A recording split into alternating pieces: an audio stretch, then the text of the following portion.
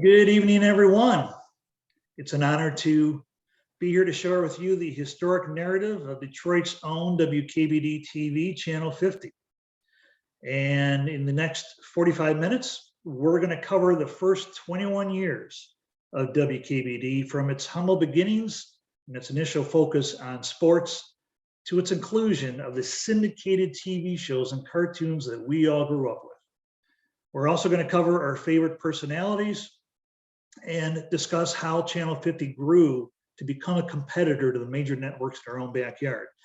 And because we only have 45 minutes, we're going to have to hit the highlights only, with the understanding that the details are in the book based on exhaustive research. So given this time, we're not going to be able to mention every show, every cartoon, every sporting event, and every personality. So my apologies ahead of time if we don't cover your favorites. And please, if that is the case, please bring them up during the end of the interactive part of the presentation. And as Jamie stated, I have a dozen books published and available on Amazon, mostly on local history. And my motivation to write a book is simple. I write the books that I and others would like to read, but can't because they don't yet exist. No one's written them yet. And when I was a baby boomer growing up in the 60s and 70s, I've tried to find a book on WKBD, could not find one. So I researched it, I wrote it, and here we are today. So if you're ready, let's turn on the old television set. Let's arrange the rabbit ears. Someone please turn the channel to 50 and let's begin.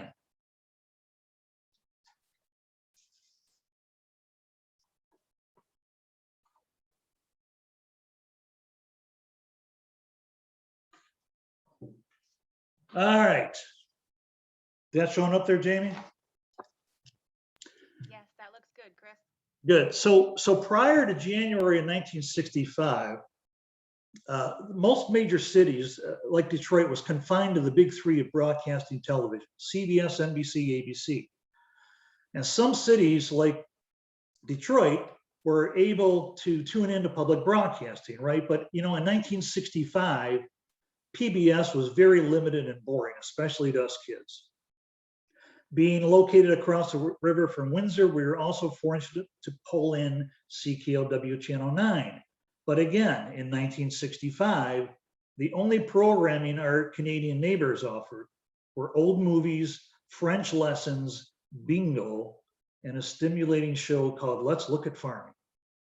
So the bottom line is that prior to 1965, television in Metro Detroit, especially for us kids, was pretty much limited to prime time. But then came Sunday, January 10th, 1965, and Detroit Metro woke to the reality of a new TV station with the call letters of WKBD.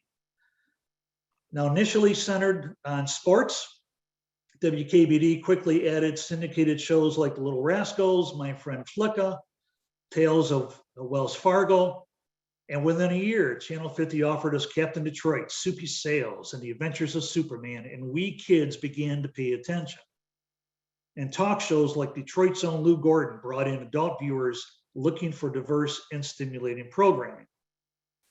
But of course, there are also the sports enthusiasts who had immediately turned into WKBD because they had secured the broadcast rights of the Detroit Red Wings. Not only that, but Detroit Pistons and the Detroit and the Big Ten college basketball. So more viewers attracted more sponsors. More sponsors brought in more money to the station, and that was reinvested into an ever-expanding broadcasting schedule. In its second year, WKBD was programming standard sitcoms like McHale's Navy, The Honeymooners, Perry Mason, I Love Lucy. Local personalities like Sergeant Sacto was hosting weekday afternoon cartoons. And off-the-wall sports like roller derby and big-time wrestling had been added to the lineup.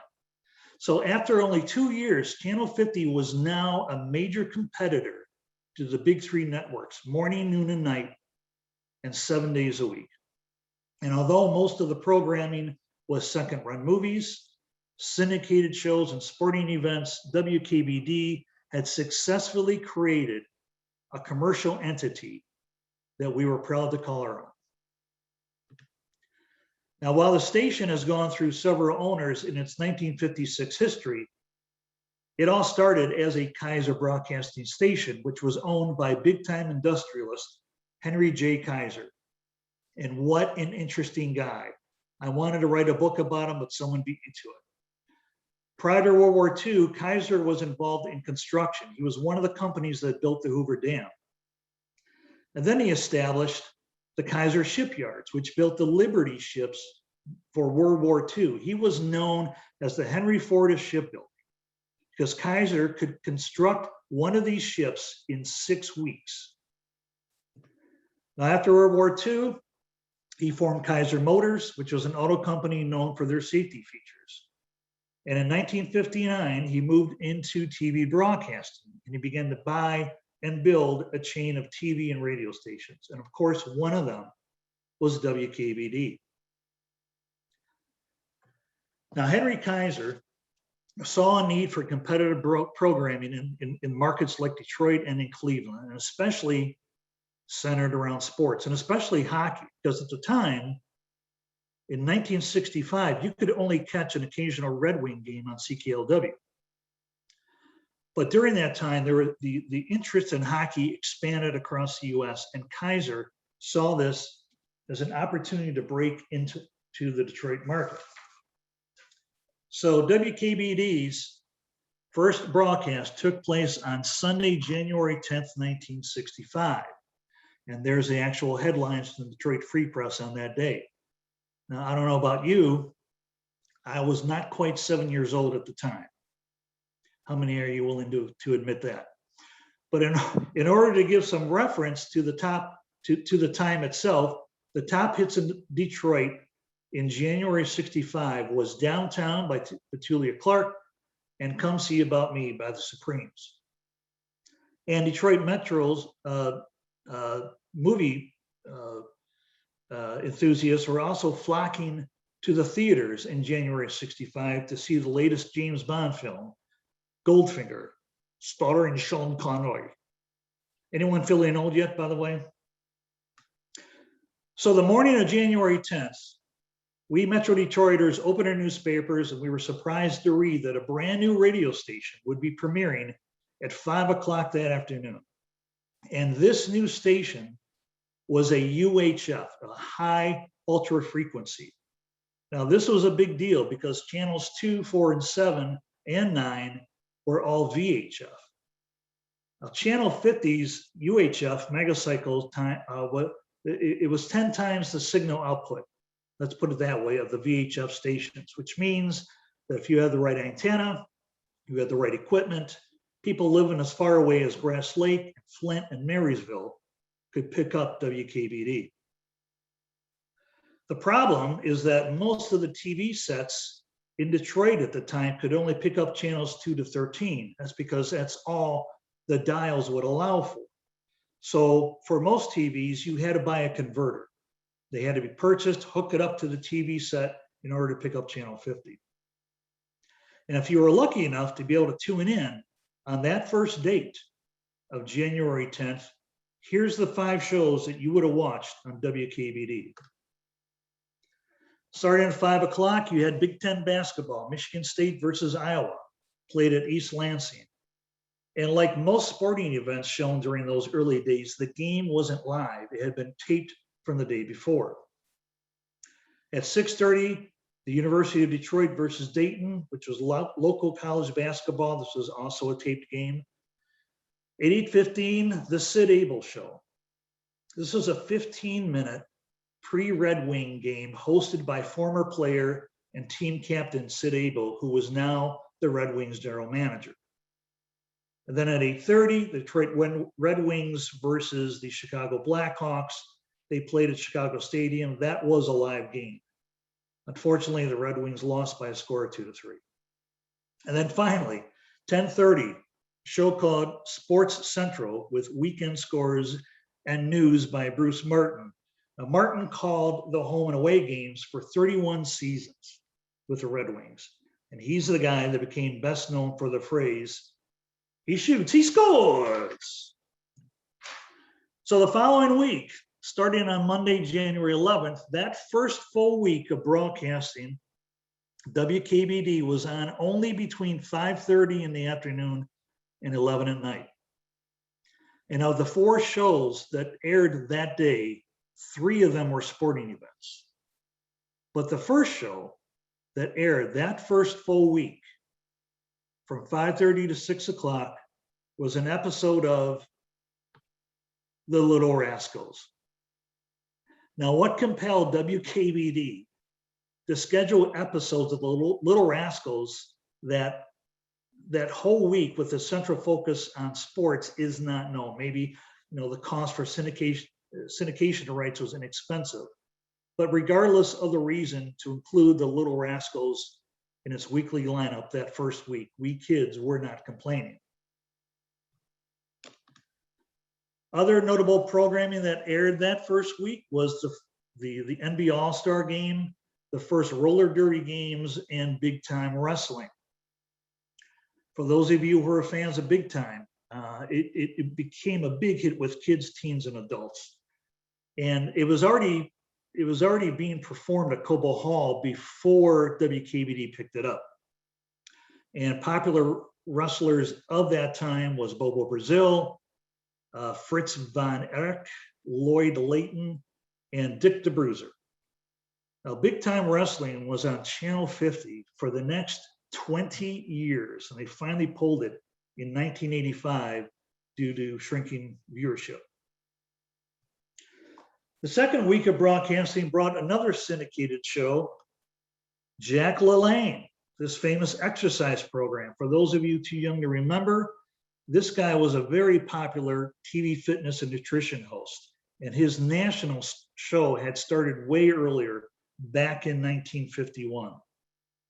Now, Jack LaLanne was on WKBD for 11 years. It was one of the longest running shows on Channel 50, and his last show aired on January 30th, 1976. The second week of broadcasting featured the first live Detroit Pistons basketball game, and by then, other sports like harness racing, rodeo, skiing, bowling, golf, that made it on the air as well. Plus the auto races from the Mount Clemens Speedway racetrack and the Motor City Speedway. Those were very popular reviews. So now let's move into the start of 1966. In just 1 year from programming, WKBD had gone from 5 to 6 shows daily to nearly triple that. And for those of you who are watching in 1966, this was the first season that featured Captain Detroit, Soupy Sales, and the Adventures of Superman.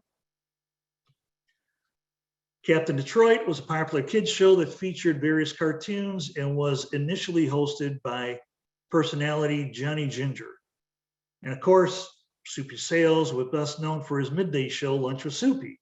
This ran from 1953 to 1966.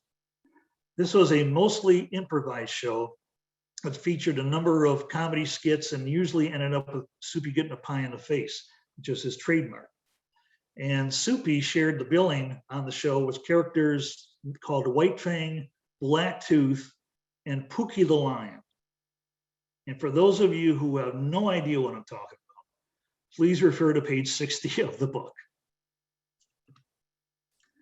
Now, some of you may be aware that the introduction to the Adventures of Superman was announced by none other than Bill Kennedy, who would later host his own movie programs on CKLW and WKBD. Superman, strange visitor from another planet who came to Earth with powers and ability far beyond those of mortal men. Brings back some great memories. And by the way, we're gonna get to Bill Kennedy in just a minute.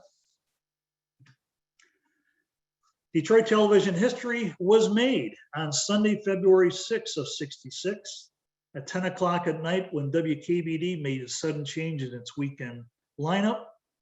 And this change was the debut of the Lou Gordon Show. The Detroit native Lou Gordon hosted a 90-minute talk show that was aired on Saturday and Sunday nights. And Gordon became known as a flamboyant and controversial interviewer of his guests. And he aired topics that seemed mild to today's standards, but back then, that was quite provocative. And his show was so popular that it was syndicated across most of the Kaiser broadcasting stations.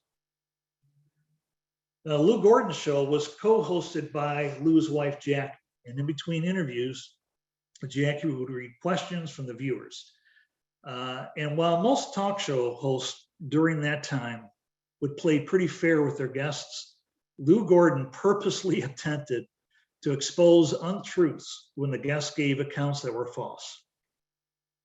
In addition to pre-interview research, Lou Gordon read 7 newspapers a day. He read several books a week. He was always well prepared for his guests. And Gordon once said that fate and circumstance have cast me in the role of the people's advocate and the voice of dissent, and I love the role. Lou Gordon eventually became one of the most feared men in television, and not just locally in Detroit, because over the years, many of his guests walked off the show in the middle of an interview because they had become so frustrated with his hard-hitting style. And again, while this may seem commonplace today, it was revolutionary in 1966. Now, unfortunately, while still popular in the ratings, after 11 years on Channel 50, Lou Gordon passed away in his sleep of heart failure on May 24th, 1977. In the month after his passing, WKBD aired a special called The Lou Gordon Tribute, Man of Conscience, Man of Truth. It was a 90-minute program. It was hosted by Tom Snyder. For the fall season of 1966, WKBD added quite a few syndicated shows, including McHale's Navy, Peter Gunn, and Alfred Hitchcock Presents. They also added several classic cartoons, The Flintstones, Quick Draw McGraw, and the unique Clutch Cargo. How many of you remember Clutch Cargo? This cartoon was unique because it was the only cartoon that superimposed the actors' mouths on the cartoon character itself. And again, if you have no idea what I'm talking about, please refer to page 76 of the book. Making his WKBD debut in the spring of '67 was the character Sergeant Sacto. And this was played by Detroit's own media personality, the great Tom Ryan. Now, Johnny Ginger by then had departed from the Captain Detroit show, so Sergeant Sacto was introduced to us kids as the captain's space colleague. Now, Tom Ryan was not an actor at all at that time. He was the copyright in the promotion department at WKBD, and he was asked to host the show because of his personality. So for his space outfit, Tom used a blue jogging suit that he owned and a pair of pointy Mr. Spock type eyebrows to complete his transformation. And due to his natural wit and creativity, Ryan was given carte blanche to do whatever he wanted on the show. So Sergeant Sacto would ask his young viewers to send in their photographs so he could show them on air for their birthdays. And a college student had sent in a friend's photo as a gag, and before you knew it, high school and college students followed suit, and the show developed a cult following. And of course, who could forget the famous Sergeant Sacto salute, which was basically saluting from the middle of your chest. Tom Ryan just happened to invent it on the spot, and it caught on. In the meantime, syndicated shows like The Honeymooners, Perry Mason joined the weekly programming in '67. Now, The Honeymooners, of course, was an iconic television sitcom created and starring Jackie Gleason, and it covered the lives of New York City bus driver Ralph Cramden, his best friend Ed Norton, and his Ralph's wife Alice, of whom he was always threatening to one day, boom, zoom, center of the moon. The first syndicated honeymooners on WKBD took place on Monday, February 6, 1967. A number of popular comedies and cartoons became part of the fall 67 schedule, and Sundays were especially revised to pull in a larger and diverse audience. So you had the Danny Thomas Show, Hazel, I Love Lucy, and My Favorite Martin. And I Love Lucy was so popular in Channel 50, they had such high ratings that they kept it on the weekly lineup for the next 15 years. Now, I know I would be threatened and I would be dragged through the mud if I did not mention a favorite cartoon of baby boomer kids, Kimba the White Lion. The first showing of Kimba was on Sunday, August 13th, 1967. And Kimba was the very first full-colored Japanese cartoon on television. This series took place in Africa, where an orphan lion cub named Kimba becomes the leader of the animals and tries to make peace with the humans. The other characters included Bucky, Thompson's Gazelle, Polly Parrot, and Daniel Boone, who was a wise old mandrill, or Daniel Baboon, they called him. Now, many believe that Walt Disney ripped off this show for its full-length feature animation, The Lion King. And personally, I have to agree, because there's too many similarities between this TV show and the movie, including the characters. Another favorite sitcom, especially with kids, was The Three Stooges, a comedy team that was active from 1922 to 1970. And the first time they showed The Three Stooges on WKBD was on September 3rd, 1967. During the fall of 1968, while WKBD continued to grow in its programming, another new Detroit-based TV station had its debut, WXON. First appeared in Detroit, it was on channel 62 at the time, instead of 20, which I believe it is on now. And that was on September 15th of 1968. Now, during the history of WXON, they managed to air some of the same syndicated shows and cartoons that WKBD had previously broadcast. And one of those shows was The Ghoul. And we're going to get to The Ghoul in a moment. So in the fall of 1968, and for the first time in its history, WKBD added a news segment to its lineup. It was only 20 minutes long on Sundays, and then later only 30 minutes long on the weekends. And it started at 10 o'clock. And one of the first newscasters, WKBD, was journalist Tim O'Brien.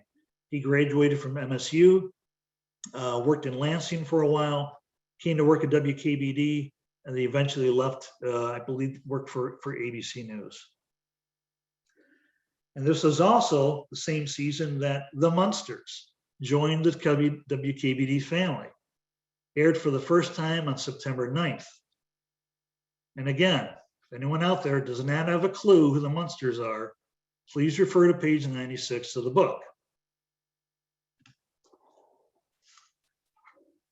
On July 19th, 1969, Apollo 11, the first to land on the moon, slipped into the moon's orbit as astronauts Armstrong and Aldrin prepared to land on its surface the following day. It was obviously the top news story in America and Detroit. But the second news story of the day, the same day, was a breaking news that the iconic Bill Kennedy was going to be leaving his show on CKLW. His show on Channel 9 was called Bill Kennedy Showtime, and he had been on air for 13 years. The reason for Kennedy's departure from CKLW had nothing to do with ratings. It had nothing to do with personality conflicts. So this is interesting.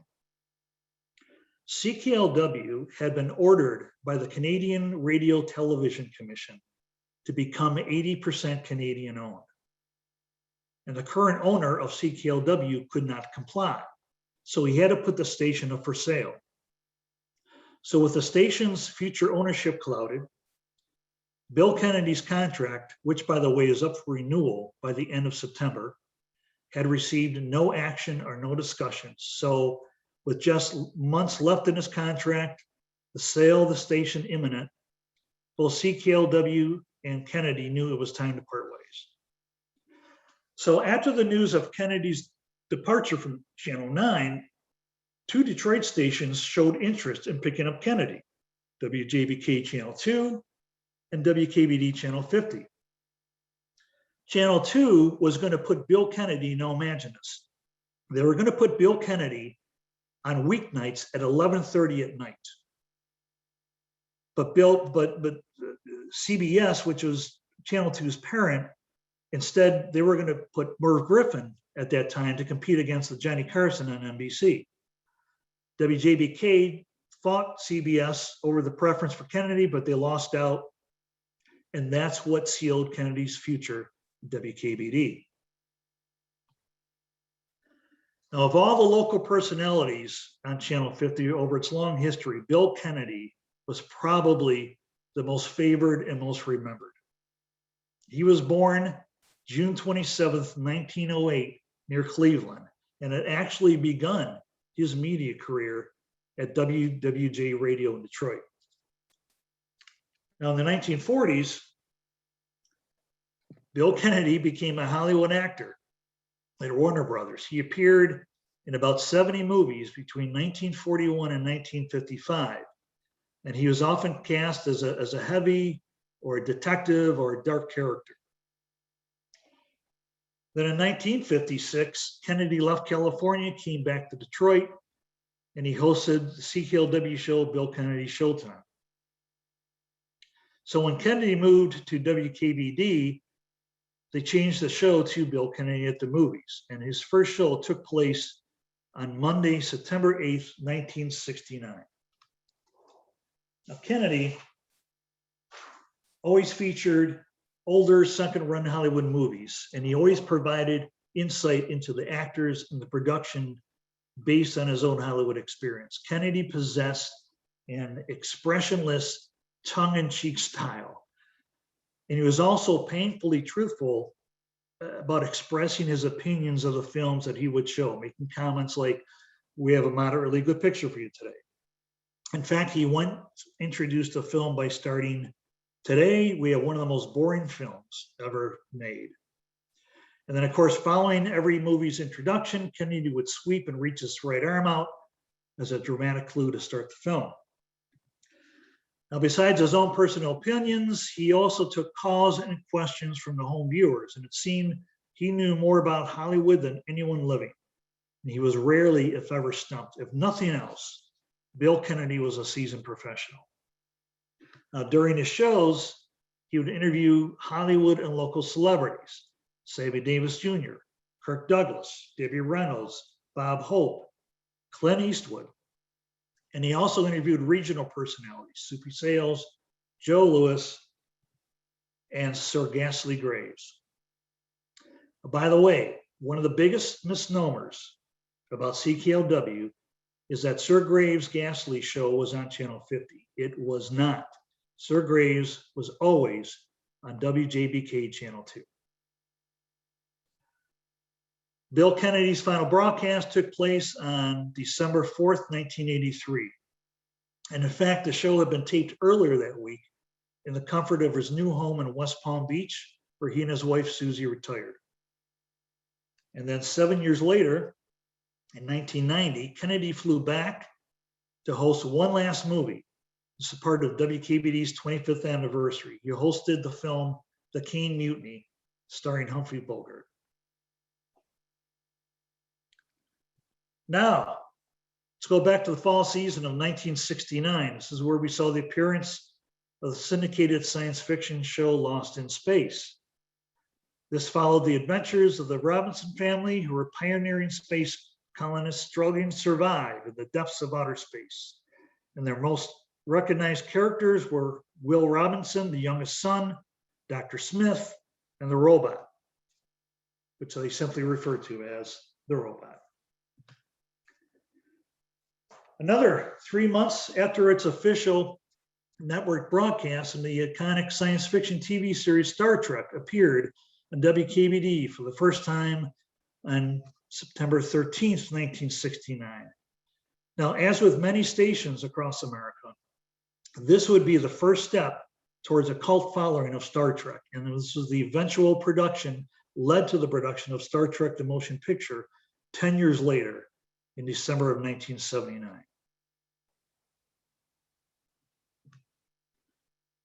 Now we're into the 1970s of WKBD history.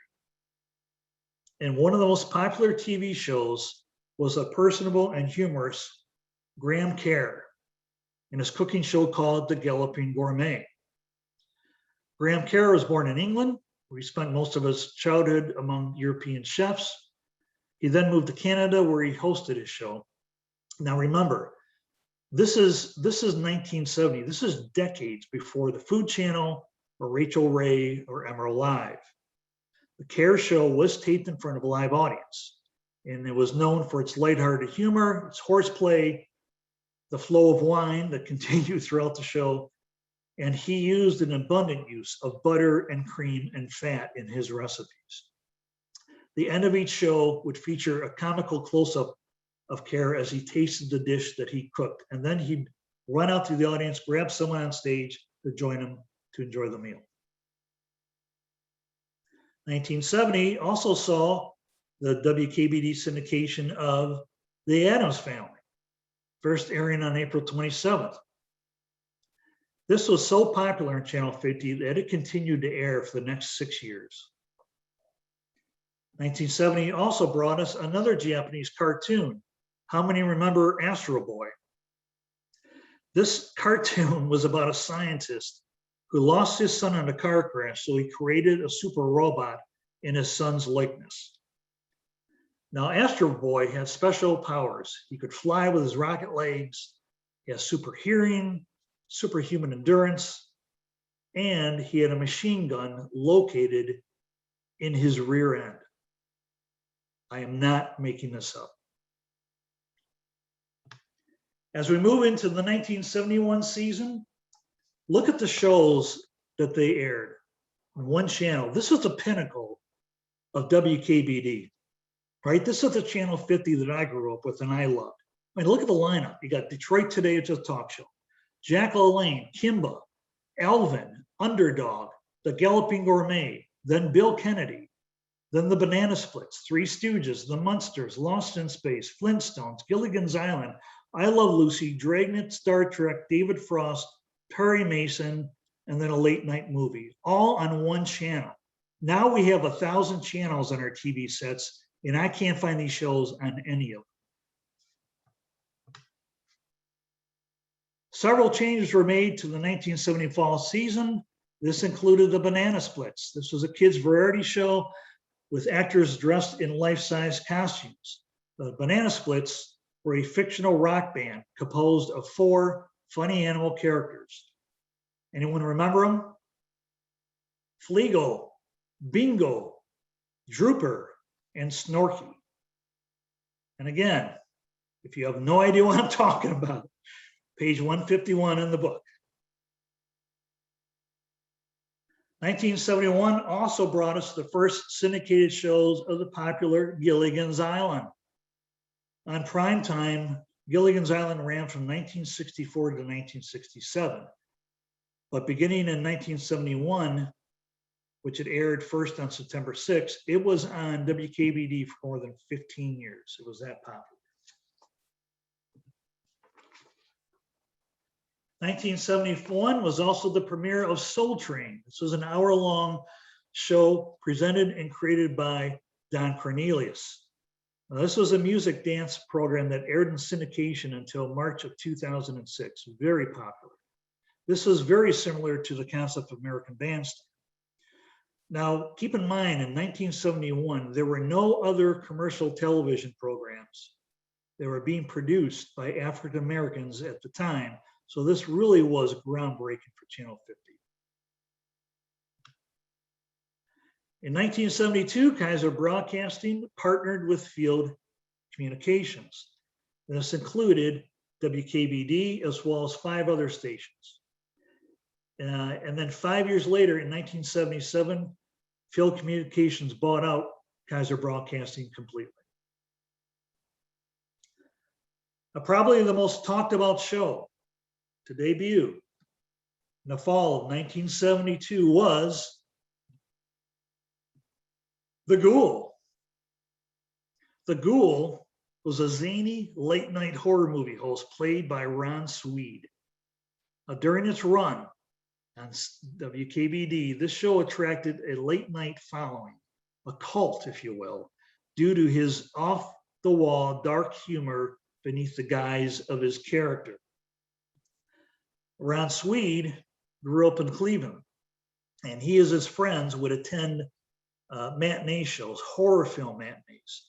And it was hosted by a Cleveland celebrity called Dr. Silkini in his live stage of horrors. And 13-year-old Swede ended up stealing a gorilla suit from an open trunk on the set. And he brought it home and he wore it during a live appearance at another Cleveland TV show called Ghoul. The actor portraying Ghoul saw Swede in the audience wearing his costume, and he brought him out on stage. And over the next few weeks, Ron Swede became the show's production assistant. This was the beginning of his television career. Now, eventually, Ron created his own character named the Ghoul. And in 1971, he brought that concept to Cleveland's radio station, which was a Kaiser station. Now that's where the Ghoul became known for his zany adolescent humor, which was predominantly surrounded by his abuse of a rubber frog named Froggy. He also blew up model cars and model ships and aircraft with firecrackers. He was a wild and crazy guy. Now, what a lot of people don't know is that Ron Swede traveled to Detroit from Cleveland for a one-time shot to host Channel 50's Creature Feature movie show. And after the Ghoul hosted his first job, WKBD asked the viewers should they keep him on. 80% said yes. So 4 months later, on September 16th, 1972, the Ghoul began to host Creature Feature on a regular basis. After 2.5 years on the air, the last scheduled broadcast of the Ghoul took place on February 22nd of 75. The problem is it became economically unfeasible to continue the show across several stations of the Kaiser stations. And for whatever reason, Detroit was the only market where the Ghoul did well. So despite the cancellation, this was not the end of the Ghoul. He did come back to Channel 50 the following September, but it only lasted until the end of May of 1976, and they pulled him off completely. And that's when Ron Swede made his move to WXON. And his first show on that channel was in August 28th of 76. And by the way, WKBD's Chiller movie had premiered prior in September of 1975. And it started at 12 noon in the afternoon. It's an emphasis of horror and science fiction movies. Now, in the fall of 77, they moved the show to 1:30 because they wanted to compete against Channel 2's Sir Graves Ghastly. But after failing to pull viewers, Chiller movie was then moved to 11:30 at night in 78. And it remained there through the fall of 82, but then it was completely pulled out due to its failure to compete against the Ghoul, which used to be on Channel 50. And that was the end of Chiller movie. Moving into the fall of 1977, WKBD's Amir Makupson, I'm sure you remember her. She hosted her first Detroit talk shows. Makupson was actually a Michigan native. She worked for several TV stations in various states before joining WKBD, where she was a successful news anchor and public affairs director. In 1985, Makupson would host the popular 10 o'clock news on Channel 50, which aired before the competitors. In 1988, WKBD added Cell Block, Prisoner Cell Block H. This was a very popular show out of Australia, and sometimes it even got higher ratings than The Tonight Show, starring Johnny Carson. In 1980, of course, remember Solid Gold dancing, the Solid Gold Dancers. It was hosted by Dionne Warwick, and it ran till 1988. WKBD brought on Star Search in 1983, hosted by Ed McMahon. And this was way before American Idol. But besides having competition in singers, they also did dancing, spokesmodel persons, and comedy as well. This is a very popular show. And then Lifestyles of the Rich and Famous premiered in 1984. This was hosted by Robin Leach, who wished everyone champagne wishes and caviar dreams. So Channel 50 throughout the years went through several changes. Fox, CW50, where it's at now, and UPN. And they just celebrated their 56th year back in January.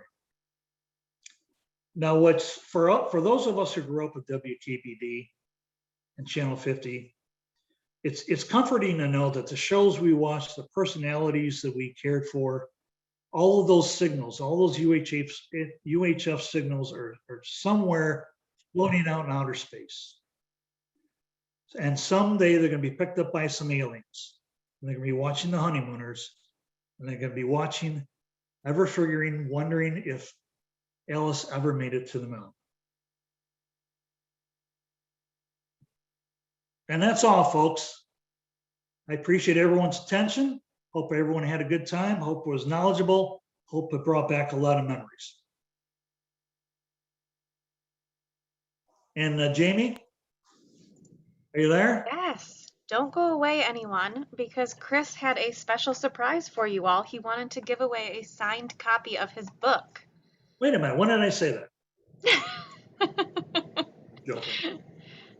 So, Chris, I am sending you a message right now with our winner's name so you can give them the good news. Oh my goodness. Well, the winner is Terrence Kane. I believe that's the name. I got that right. Is that the one you sent me? Yes. All right. Terry Kane, congratulations. I'm going to send you a autographed copy of my book. Appreciate that very much. Now, my only issue is that I know Terry Kane. I went to high school with him, which is not a problem. But this is going to cost me a hell of a lot of money because he lives in the Philippines. Oh, no. So Terry, go ahead and send me your address, and I'm going to get the book to you. Thanks a lot, Jamie. Yes. Wonderful. Well, you are all able to unmute now. If anybody had any questions for Chris before we go, now is your chance. Oh, we've got a message here. Carol says thank you. Oh, and Howard has a question. Go ahead, Howard. I just wanted to thank you very much. This is really a trip down memory lane. I'm originally from Detroit, but I haven't lived there since 1970. And the Bill Kennedy and all the other ones just was really great. So I'm going to look up your book. Is it on Amazon, by the way? It is. It's on Amazon.com. It's called, just like the program says, the 50, the History of WKBD-TV Detroit. It is 300 pages. It is, sorry for the sales picture, but it is jam-packed with the schedules, the personalities, goes in depth. It's 200 pictures in there. You're really going to enjoy it. So you must have watched Bill Kennedy on CKLW as well. Yeah. That was one of the best things about living in Detroit is you got the Canadian stations as well. So yeah. Not much on the Canadian station unless you want to learn French, but Bill Kennedy was their saving grace for sure. Right. Thank you. Oh, you bet. Thank you.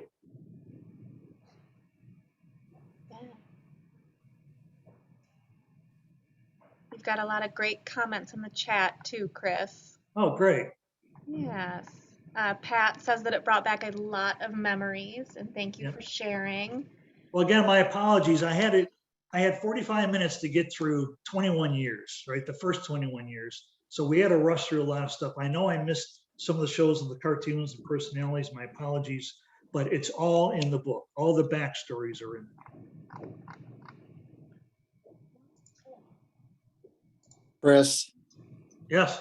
yeah, this is Frank Svakota, Hey, Frank. and I'm an old Sacred Heart grad, and I got this information about this presentation on the Sacred Heart alumni website, and I I appreciate it. It wonder who was sent great. that. Yeah, exactly. So, but I grew up wanting to be Lou Gordon, and and I think I struggled my whole life telling the truth. So so it's been a challenge, but but he's always been my hero. I'll tell you a quick story, and it's in the book too, but Lou Gordon had George Romney on. George Romney was the governor of Michigan at the time, and he was a front runner. This is in 1967, 68. He was the front runner Republican for the presidency beyond Nixon. And Lou Gordon asked him a question about Vietnam. George Romney said, well, he says, like most people that go to Vietnam, listen to generals, I have been brainwashed. That cost him the nomination to become the Republican nominee for president, because that one word, brainwashed, just ruined his political career, because everyone just assumed that he was not going to follow his own path. So Lou Gordon wrecked that for him. I remembered that. I Yeah. remember him saying that. Yeah. But yeah, he was interesting, some of the shows that he used to have in there, though, way ahead of his time. Well, thanks again. What's your favorite childhood memory of Channel 50? All the shows I talked about. Sergeant Sacto. I got to meet Tom Ryan back in '93, and he gave me one of the salutes, so that was very cool. But yeah, I loved all the shows that I mentioned.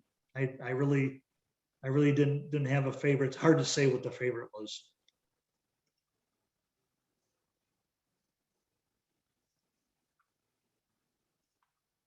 Anything else? Anyone else?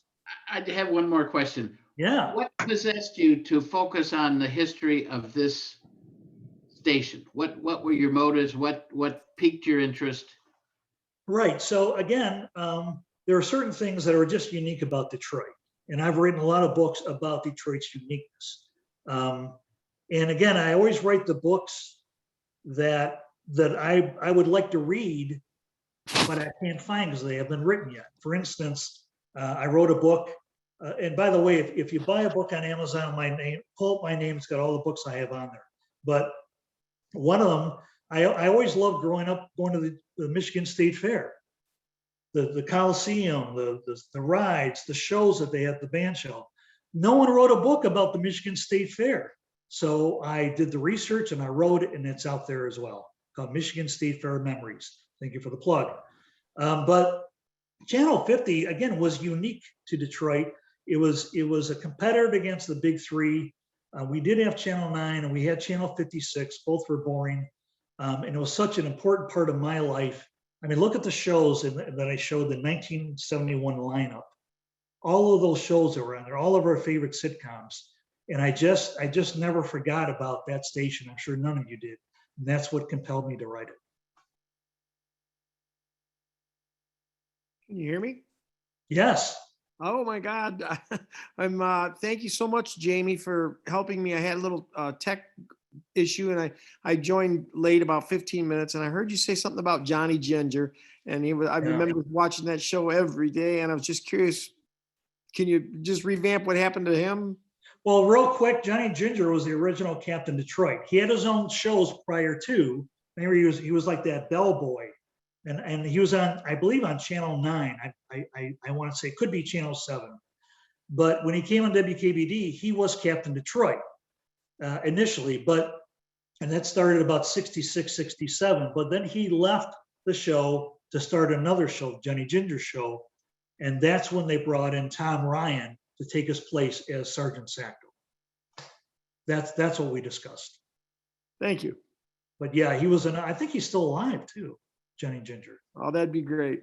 Yeah. He's got to be getting up there. Yeah, Johnny Ginger, along with, of course, Bozo the Clown, Milky the Clown, Poop Deck Paul, Captain Jolly. Am I losing some people here? Anyone have an idea what I'm talking about? Am I alone here or what? How about Rita Bell? Was she was He was at Channel 7. Oh, okay. Yeah, Rita Bell's prize movie. Yep, absolutely. Here's a question here. Were Japanese cartoons popular nationally? Yeah, they were. I mean, you had Kimba the White Lion. You had Speed Racer, which is one I didn't mention. It is in the book. That was a popular show. Go Speed Racer, go. And then Astro Boy. But there were several popular Japanese cartoons that were on several stations across the nation. They didn't have as much animation as Hanna-Barbera or the Bugs Bunny and that, but there was very limited animation, but they were still fun to watch. When did your family have a UHF TV? Well, we didn't.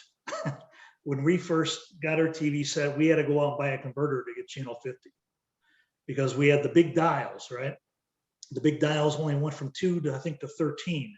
If you wanted 56, if you wanted 20 or 50, you had to get the converter. But we were one of the first families to have a remote control. That was back in '66. We were the remote control. My dad would say, "Go change it to channel 50." We get up and change it to channel 50. So we were the first ones to do that. Anything else out there? 7:57. Let me tell you something real quick about Gilligan's Island, in case Laura's on watching. Gilligan's Island was very popular on CBS. It was on for 3 years, and they had to decide which show was going to go. Was it going to be Gilligan's Island or was it going to be Gunsmoke? And the guy who owned or ran CBS liked Gunsmoke. That's why they got rid of Gilligan's Island. All those actors had no idea that that was going to be the last show they taped. And then, of course, 3-4 years later, WKBD picked up the sitcoms. But it was very popular. 15 years, I think it ran on WKBD. Just a little tidbit there. Are you planning any more events? Yes. Hopefully with Howell Carnegie Library, I would love to do the book on the Michigan State Fair. I think a lot of stuff we could all relate to that. That covers all the schedules, all the shows that took place, just a lot of history. It actually goes back to the 19th century when the State Fair first started. So for other events, as far as the Howell Library System, that's going to be up to Jamie or her people. Hint, hint.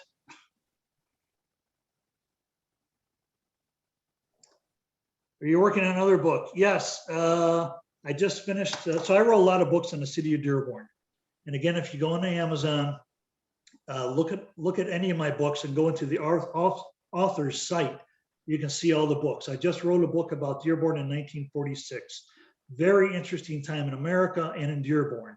You're switching from the Ford plants from military to auto. Henry Ford second just came on board. Very interesting time. My next book I'm going to write, though, for those of you who used to cruise telegraph in the 50s, the 60s, the 70s, and the 80s, I'm going to write a book about that. That's my next one to write.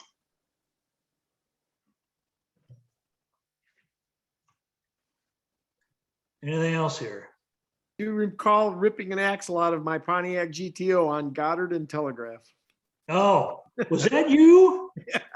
I thought, yeah, I recognize you. They told me, Clark, come get your parts. That's why. Well, a lot of people would cruise Woodward. A lot of people would cruise Gratiot. We used to. I grew up in Dearborn Heights, so we used to cruise Telegraph. That was our thing. What is the correct last name? Locke versus Locke. L-O-C-K versus L-O-C-K-E. So if you look me up on Amazon, all my books are going to say L-O-C-K. The reason I went with that name is because it's the original spelling of my family name. It was the spelling for centuries. Sometime in the 1930 census, my grandpa put the E on the end. No one knows why. So there's already a Christopher Locke, L-O-C-K-E, a famous author. I'm not a famous author. So I went back with the original spelling of my family name. That's why there's a difference. Thank you for asking, Terry. What time is it in the Philippines, by the way?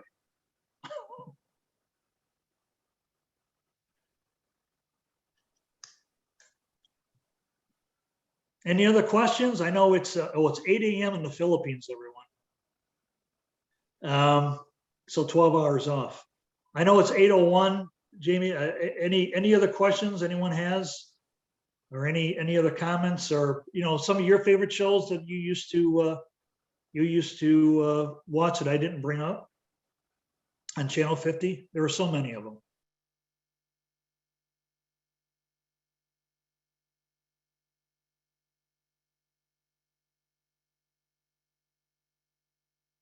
All right, I think that's it. I want to thank everyone so much for joining. I had a great time. Again, if I rambled sometimes, I apologize. I had to squeeze all that in, all those years in, all those shows. Hope you enjoyed the graphics and the information. Hope you enjoy the book. This is a labor of love, by the way. If you've ever written a book and you've ever gotten royalties from a book, you'll understand what I'm talking about. You're not in it for the money. So I'm in it for the love of Detroit and Michigan and the shows that we used to watch. So thank you, everyone. I really appreciate it. Thank you so much, Chris. It was wonderful to have you. And have a good night, everyone. Thank you.